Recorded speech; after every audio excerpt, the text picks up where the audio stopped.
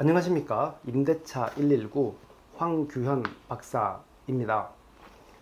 상가 임차인이 계약 갱신 청구할 때 임대인은 임대료 인상 요구할 수 있습니다. 하지만 상가 임차인이 임대인의 임대료 인상 요구를 계속 거부하면 실제 임대료 인상 쉽지 않습니다. 임차인이 임대인의 임대료 인상 요구를 거부한다고 해서 임대인은 계약을 파기할 수도 없고요. 또 임차인을 함부로 내쫓아낼 수도 없습니다. 그럼 임대차 계약 체결 시에 임대인이 임대차 계약서 특약사항을 활용해서 임대료를 인상하는 방법은 있을까요? 먼저 관련 법 규정을 보겠습니다. 상가임대차법의 임대료 증감은 상한요율과 최소 경과 기간을 설정하고 있죠. 증액의 경우에는 5%를 초과하지 못하고요. 임대차 계약 또는 약정한 차임 등의 증액이 있은 후 1년이 지나야 합니다. 그리고 임대인과 임차인은 계약 자유 원칙에 따라서 다른 누구에 의하여도 규제받지 않고 임대차 계약의 내용을 어떻게 결정할 것인지에 대해서 스스로 결정할 수 있습니다. 하지만 상가 임대차법은 강행 규정이죠. 약정 내용이 본 규정에 위반되고 임차인에게 불리한 것이라면 효력이 없습니다. 그럼 이제 임대료 인상과 관련해서 특약상 3가지 사례를 소개하겠습니다.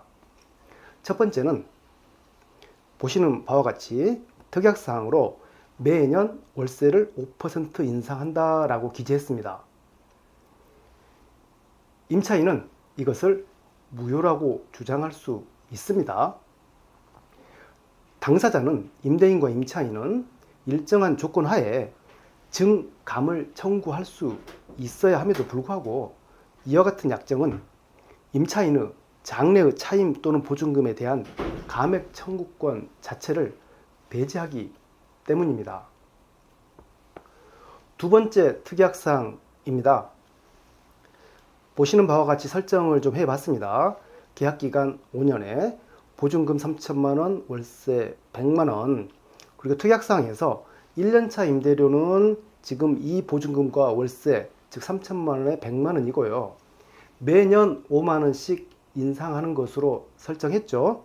2년차에서는 3천만 원에 월세 105만 원, 5%가 인상이 됐고요. 3년차에서는 월세를 110만 원으로 또 4.8% 인상됐고, 또 5만 원씩 인상돼서 5년 차에는 월세가 120만 원으로 했습니다. 매년마다 5%는 초과하지 않았습니다. 인상만 할 뿐이었죠. 5% 이내에서. 하지만 이 특약사항도 강행 규정 위반해서 무효라고 볼 수 있습니다. 임대인이 증액을 요구할 수 있는 반면 임차인은 감액을 요구할 수 있어야 하죠. 그런데 이것을 원천적으로 차단하고 있기 때문입니다. 따라서 이 특약사항도 무효가 될 수 있습니다. 세 번째 특약사항입니다. 두 번째 내용과 유사하긴 한데 조금 더 부연 설명이 붙었죠. 기본 설정은 계약기간 5년에 보증금 3천만 원, 월세 120만 원입니다. 1년차, 2년차, 3년차, 4년차, 5년차에 각각 월세를 보면 조금 전 봤던 사례 두 번째하고 내용은 같지만 임대료 기준금액 설정을 5년차 금액에 기준을 설정을 했죠. 그리고 특약상으로 1번에서 본 임대차 계약의 월세 120만 원 약정에도 불구하고 임차인의 영업 안정을 위해 1년차부터 4년차까지의 월세를 아래와 같이 인하한다라고 했습니다. 즉 기준 금액은 월세 120만 원인데 1년차부터 4년차까지는 월세를 인하해서 임차인이 임대인에게 지급한다는 그런 내용이죠. 그리고 두 번째, 본 임대차 기간 약정에도 불구하고 임차인은 매년 10월 1일부터 11월 30일 사이에 임대인에게 서면으로 임대차 계약 해지를 통고할 수 있고, 임차인이 해지 통고를 받으면 그해 12월 31일 해지 효력이 생긴다라고 약정을 했습니다. 1번 특약사항을 봤을 때 일정 기간 약정 임대료보다 저렴하게 청구했기 때문에 상가 임대차법 규정 위반 사항이 아니죠. 그리고 두 번째 우리 특약사항을 보면 이 내용 같은 경우 매년 임차인이 임대차 계약을 해지할 수 있는 권리를 부여했습니다. 이 약정이 임차인에게 불리하다고 보기 어려울 것입니다.